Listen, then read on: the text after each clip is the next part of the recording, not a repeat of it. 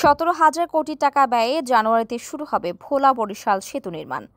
ভোলা বরিশাল সেতু নির্মাণে আশার আলো দেখা দিয়েছে।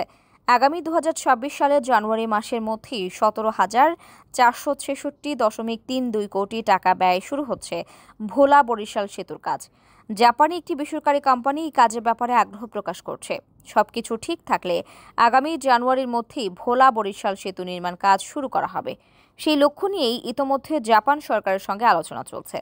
বৃহস্পতিবার 8 মে বিকেলে ভোলার জেলা প্রশাসক সম্মেলন কক্ষে প্রস্তাবিত ভোলা বরিশাল সড়কে কালাবদর ও তেঁতুলিয়া নদীর ওপর সেতু নির্মাণ প্রকল্প সংশ্লিষ্ট অংশীজনদের সঙ্গে মতবিনিময় সভায় এ তথ্য জানান সেতু মন্ত্রণালয়ের সচিব মোহাম্মদ আব্দুর রউফ।